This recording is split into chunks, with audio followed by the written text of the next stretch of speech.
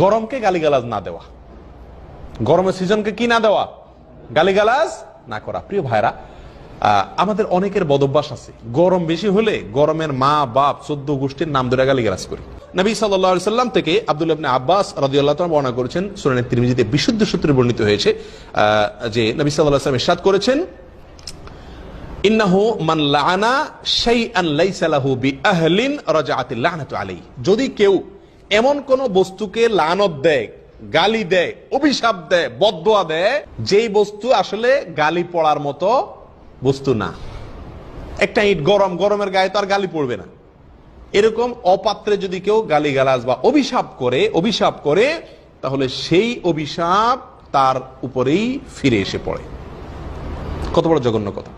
তার অভিশাপ ওই ব্যক্তির উপরেই ফিরে এসে পতিত হয়। প্রিয় ভাইরা, এই জন্য গরম যত কষ্ট দেখ, যত কষ্ট হোক, কারেন্ট নাই, কষ্ট হচ্ছে গরমে, এই জন্য গরমের মা বাপ তুলে বা যে কোনো ভাবে গরমকে কি করা যাবে না, গালমন্দ করা যাবে না, অশ্লীল কোনো কথা বলা যাবে না, বাজে কোনো মন্তব্য করা যাবে না।